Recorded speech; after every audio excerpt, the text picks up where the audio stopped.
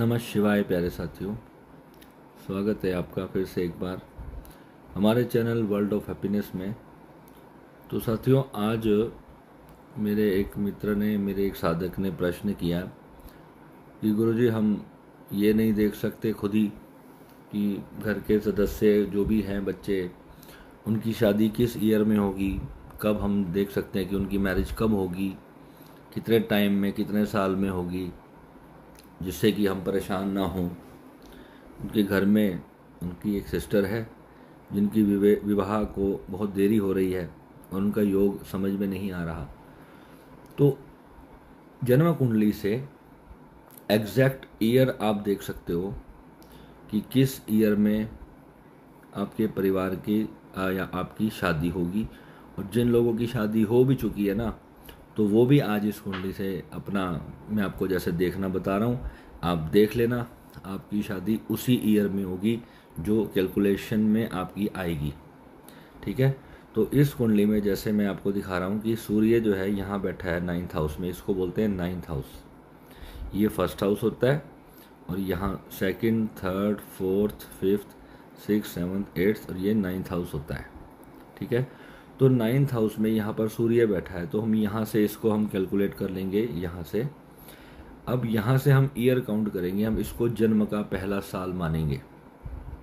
अगर मान लो आपकी कुंडली में सूर्य यहाँ बैठा है तो हम इसको पहला साल मानेंगे। अगर यहाँ है तो हम इसको दूसरा मानेंगे, यहाँ है तो तीसरा, यहाँ है तो चौथा, यहाँ है तो पांचवा, ठीक है। इस प्रकार से जहाँ भी जन्म कुंडली में सूर्य बैठा होगा उसे हम पहला साल मानेंगे। तो इस कुंडली में सूर्य 9th हाउस में बैठा है, तो इसका मतलब हम यहाँ से इसको पहला साल मानेंगे, ठीक है। अब यहाँ से हम काउंट करेंगे 1, 2, 3, 4, 5, 6, 7, 8, 9, 10, 11, 12। हमने इसको ऐसे उल्टा काउंट किया, एंटी क्लॉक काउंट किया हमने इस प्लैनेट्स को। और इस तरीके से जब इस हाउसेस को हमने काउंट किया तो यहाँ पे 12th हाउस में आके हमारी ये जो एज है यहाँ पर, इसे कहते हैं, यही हमारी ईयर्स की एज हो गई। यानी अभी हम 12 साल के हो गए। यहाँ पर एक राउंड पूरा हुआ तो हम 12 साल के हो गए। अब 12 साल के बच्चे की तो शादी नहीं होगी, तो हम यहाँ से आगे जाएंगे। यानी कि ये 13, 14, 15, 16, 17, 18। अब यहाँ पे समझो कि हमारे भारत में जो मिनिमम एज थी पहले शादी की वो 18 थी, तो अभी 21 हो गई। तो अब 18 से कम के आयु में भी कहीं गांव देहात में शादी हो जाती है। तो यहाँ पे हम 18 और ये 17वां साल भी ध्यान से देख लेंगे। किसी के 16 साल में भी बच्चे गांव देहात में कर देते हैं आजकल, तो यहाँ पर 16वां ईयर भी हम बड़े ध्यान से देखेंगे। ये 16th ईयर हो गया ना हमारा, तो इसे भी हम बड़े ध्यान से देखेंगे। इसके बाद ये 18th ईयर होगा, क्योंकि ये वो एज होती है जिसमें बच्चों के लव अफेयर्स भी हो जाते हैं। तो इसमें भी कई लोग जो होते हैं अपने शारीरिक संबंध बना लेते हैं। तो इन एजों में भी आपको देखना होगा कि यहाँ पर कौन सा प्लैनेट यहाँ पर रूल कर रहा है। मगर ये भी शादी नहीं होगी, ये भी जीवन साथी नहीं होगा। जीवन साथी वही होगा जिसके साथ परमानेंट आप जीवन भर रहोगे। वो शादी आपकी कब होगी? जिसके साथ आप अग्नि के फेरे लोगे, परमात्मा को साक्षी मानकर, जिसे आप सदा सदा के लिए अपना साथी मान लोगे। ऐसा जब कोई पार्टनर आपके जीवन में आता है, वो आपके जन्मों का साथी होता है। और जन्मों के साथ चाहे फिर उसमें कोई भी कंडीशन हो, किसी का डिवोर्स हो जाता है, दोबारा वो पार्टनर आता है, तो जन्म कुंडली में वैसा योग फिर से बनता हुआ दिखेगा आपको। आप अपनी कुंडली से ही देखोगे, जब जब आपकी लाइफ में कोई नया इंसान आया और आपने उसे अपने पति या पत्नी तुल्य प्रेम दिया, तो आप देखोगे वो वही साल होगा, ठीक है। तो यहाँ पे आपका बन रहा था कौन सा? 12वां साल। तो this is your 12th year, 13, 14, 15, 16, 17, 18। अब यहाँ से हमने देखना है कि विवाह का कारक ग्रह जो होता है वो होता है हमारी कुंडली का 7th हाउस। ये होता है हमारा 7th हाउस। तो 7th हाउस में हमने यहाँ पर देखना है कि कौन से प्लैनेट की राशि बन रही है। तो यहाँ पर राशि बन रही है 3 नंबर। तो 3 नंबर का मतलब है इसका स्वामी है बुध। तो इसका स्वामी कहाँ बैठा है कुंडली में? यहाँ पर 9th हाउस में बैठा है। और यहाँ से अभी कौन से ईयर पे पहुँच गए हम? 13, 14, 15, 16, 17, ये हो गया हमारा 18th ईयर। अब हम 7th हाउस पे कब आएंगे, किस उम्र में आएंगे? यानी कि 19, 20, 21, 22 एंड 23।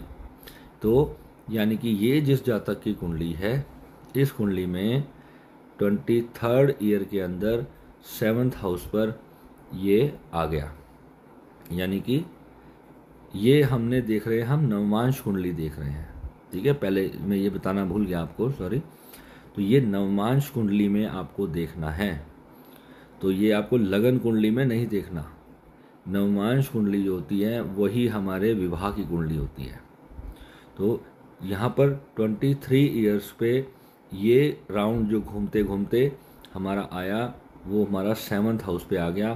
तो 7th हाउस का मतलब होता है इसका जन्म, बेसिक लॉर्ड काल पुरुष की कुंडली में यहाँ पर 1 नंबर होता है, और ये 7 नंबर का जो स्वामी होता है वो होता है वीनस, यानी शुक्र आपका पति, आपकी पत्नी का कारक है।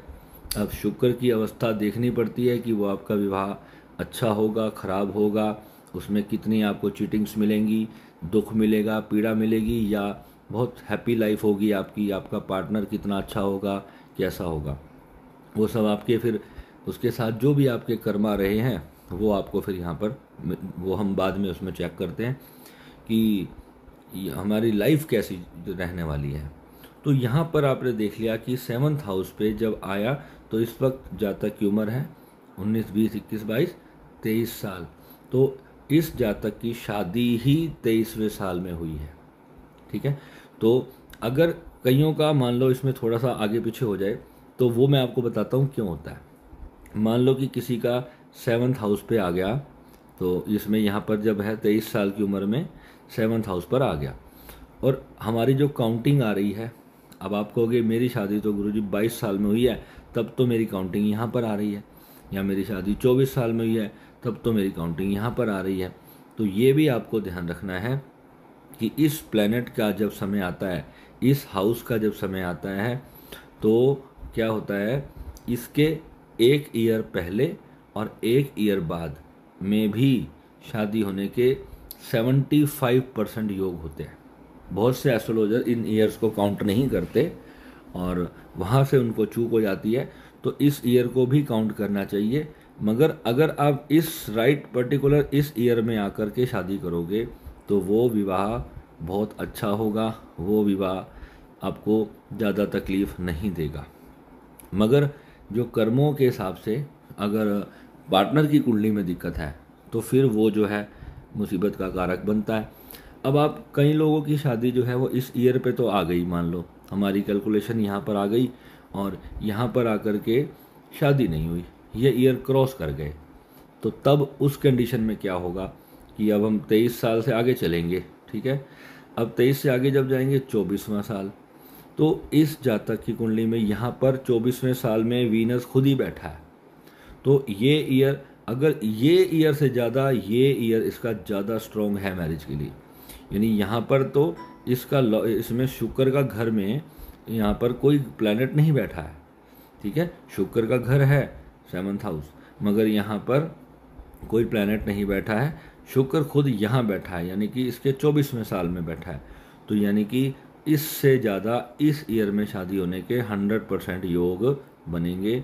तो अगर इसमें हो गई तो ये तो बहुत अच्छा है, और अगर नहीं हुई तो ये उससे भी ज़्यादा अच्छा है। ठीक है, अब इसके बाद इसमें भी नहीं होती, इसमें भी नहीं हुई किसी कारण, अब ये जो साधक हैं इनका इस ईयर में आकर इनका जो लव रिलेशनशिप था, लड़की के माता पिता नहीं माने, तो जिसके कारण से लास्ट तक झगड़ा चलता रहा और शादी कैंसल हो गई। यानी कि इनकी जो पार्टनर थी, दुर्भाग्यवश उनके माता पिता ने उनकी शादी किसी और से ज़बरदस्ती तय कर दी और इनका रिश्ता हमेशा के लिए, इनका प्यार जो है वो ख़त्म हो गया। तो अब आने की बात यह है कि अब इस साधक का क्या, इस इंसान का क्या, 23वें साल में नहीं हुई, अब 24वें साल में, अब ये कहते हैं कि मैंने भी रिश्ते की बात देख ली है कि मैं भी अब फटाफट से कर लूँगा ताकि मैं भी उस डिप्रेशन से बाहर आऊँ। तो मैंने इनको यही सलाह दी कि डिप्रेशन में आकर के नए व्यक्ति का भी जीवन ख़राब नहीं करना है। आपको ठंडे अपने टाइम से अपना पूरा अपने उस ब्रेकअप से, उस पेन से हील होने के बाद ही किसी नए व्यक्ति से बातचीत करनी चाहिए, ताकि आप उसके जीवन के लिए भी कष्टकारक स्थिति पैदा ना करें और वो कर्म फिर आप पे भारी पड़ेगा आने वाले समय में। जो रिलेशनशिप में जब फिर बद्दुआएं मिलती हैं तो वही कारण से ये कुंडली हमें प्राप्त होती है। ठीक है, तो अब यहाँ पर आपने क्या देखना है कि 24वें साल में जब ये आ गई स्थिति तो 24 ईयर आया। अब इस साल में अगर इनकी शादी हो जाती है तो ये तो हो जाएगा बहुत अच्छा। अब इसके बाद 25वें साल में इनकी सप्तमेश की दशा लगेगी, यानी इसका जो स्वामी है मरकुरी बुध वो यहाँ बैठा है 9th हाउस में। तो ये यहाँ जब बैठा है तो इस ईयर में फिर 25वें साल में इनकी शादी होने के पूरे योग बनेंगे। अगर किसी दुर्भाग्यवश ये ईयर भी क्रॉस कर जाता है तो यहाँ आपको समझना है फिर क्या होगा। यानी अब 26वां साल देखेंगे और ये ईयर क्रॉस कर दिया। अब ये 26वें साल में बहुत मेहनत कर रहे हैं, बहुत देख रहे हैं और वेबसाइट्स पे अपने प्रोफाइल्स क्रिएट कर रहे हैं, या जो मीडियोकर्स होते हैं, ब्रोकर्स होते हैं आजकल, उनके लिए मैं एफर्ट्स कर रहे हैं कि मेरा जल्दी से मेरा विवाह हो जाए, या मेरी उम्र निकल रही है, या इस एज में आते आते अगर मान लो 26 साल का हो जाता है बच्चा तो पेरेंट्स को भी होता है कि जल्दी से शादी हो जाए। अब किसी कारण अगर नहीं हो पाई, अब यहाँ पर आप देखो 6 नंबर भी जो है उसका स्वामी भी बुध होता है। तो सप्तमेश का स्वामी और इसका स्वामी, दोनों का स्वामी बुध है। तो यहाँ पर चांसेस भले ही थोड़े से माइनस होंगे मगर चांसेस यहाँ पर भी होंगे। इस ईयर में भी शादी होने के योग बनेंगे, मगर ये सिर्फ 25% मानता हूँ मैं, क्योंकि मैंने देखा है मेरे अधिकांश कुंडलियों में अगर मैंने किसी को इस ईयर में प्रेडिक्ट कर दिया तो इसी ईयर में उसकी शादी हो गई है, या फिर उससे पहले इस ईयर में हो गई है। यानी ये आने की नौबत नहीं आती। बाई चांस किसी कारण आपने एफर्ट नहीं किया, डिले कर दिया, या कहीं बिज़ी रह गए तो काम में, इस वजह से नहीं, जो जॉब वाले होते हैं उनको छुट्टी नहीं मिल पाती। कुछ आर्मी में मेरे पास एक कुंडली आई थी, वो साधक मेरे आर्मी में थे, तो वहाँ से उनको छुट्टी, उन्होंने बोला भी 6 महीने छुट्टी ही नहीं मिलेगी, तो उनका ये पीरियड क्रॉस कर गया था। तो फिर इस पीरियड में आके उनकी शादी हो गई थी। ठीक है, तो ये भी मान लो छूट जाए, ये पीरियड भी छूट जाए तो फिर क्या होगा। अब यहाँ पे देखो आप, ठीक है, ये 23 है, 24, 25, 26, अब यहाँ ये 27 साल के हो जाएंगे। तो जब 27 के हो जाएंगे तो यहाँ पर ना तो वीनस का कोई मतलब है, ना यहाँ पर बुध का मतलब है। भले ही यहाँ वीनस की राशि बन रही हो मगर ये बहुत कमज़ोर है, इसको नहीं माना जाएगा। तो इस ईयर में भी देखो यहाँ पे 7th हाउस या 7th के अंदर जो राशि बैठी है 7th लॉर्ड और वीनस, अगर मान लो यहाँ पे 4 नंबर बनता तो फिर हम चंद्रमा को देखते। अगर यहाँ जैसे मान लो आपका 12 नंबर है तो फिर यहाँ पे हम इसको देखते गुरु को। ठीक है, तो यहाँ आपको 7th लॉर्ड को देखना है। इसका जो मालिक होगा, इस हाउस का जो होल्ड करता है, इसका ओनर ग्रह को ही हमने 7th लॉर्ड मानना है। तो यानी कि इस ईयर में भी नहीं हुई, इस ईयर में भी नहीं हुई, इस ईयर में भी नहीं हुई, तो ना तो 7th हाउस आया। अब ये घूम के 7th हाउस पे किस एज में आएगा फिर? 28, 29, 30, 31, 32, 33, अब ये 34 साल तक इनके अनमैरिड होने के योग बन जाएंगे। 34 साल तक इनको विवाह से रहित रहना पड़ेगा। तो ये जो स्थिति है ये बड़ी ख़राब हो जाती है। तो कोशिश करें कि आपके घर में जो यंग बच्चे हैं उनकी कुंडली पहले ही एनालिसिस कराएं। अब इस कुंडली में आप एक चीज़ नोटिस करो, मैं आपको देख ही रहा हूँ तो मैं आपको बता देता हूँ। अब इस कुंडली में यहाँ पर देखो पंचम भाव में, सपोज करो ये लगन चार्ट मान लेते हैं थोड़ी देर के लिए, हम इसको D1 चार्ट मान लेते हैं। ठीक है, तो अब यहाँ पर आप सोचो, मैंने तो खैर इसको नहीं माना क्योंकि नवमांश चार्ट में मैं स्टडी करता हूँ। अब ये जो मान लो यहाँ पर पंचम हमें राहु और चंद्रमा की युति है, तो राहु और चंद्रमा सबसे ज़्यादा ब्रेकअप्स दिलाने का काम करते हैं। ठीक है, यहाँ पंचम हाउस में, इसमें प्रेम में ये इंसान प्रेम तो बहुत करेगा मगर इसे प्रेम में धोखा बहुत मिलेगा। ठीक है, तो जब धोखा मिलेगा तो लव मैरिज होने के चांसेस कम होंगे। मगर इनकी लव रिलेशनशिप्स के जो लॉर्ड हैं 5th लॉर्ड और जो 7th लॉर्ड बन के ये दोनों एक साथ यहाँ पर बैठे हैं 9th हाउस में, यानी कि मंगल और बुध यहाँ पर साथ में भाग्य भाव में आकर के बैठते हैं, तो यानी कि प्रेम और विवाह से इनका भाग्य निर्मित होता है। ठीक है, और भाग्य स्वयं भाग्य के भाव में ही बैठा है। मैं आपको एक एग्जाम्पल दे रहा हूँ कुंडली का, आप किसी भी कुंडली पे आप उठा करके देख सकते हैं। तो ऐसी स्थितियों में जो है विवाह अर्ली होने के योग होते हैं। कई बार रिलेशनशिप्स विवाह से पहले बन जाते हैं और जिसके कारण ब्रेकअप भी हो जाते हैं। ठीक है, तो उसमें हम ये नहीं मानेंगे कि किस कारण से हुआ, हमने ये देखना है कि हमारी कुंडली में क्या प्रॉब्लम आ रही है। तो इस कुंडली में मान लो जो एग्जैक्ट अगर 23 साल की उम्र में विवाह लिखा है तो 23 साल की उम्र में ही इनका विवाह हो गया।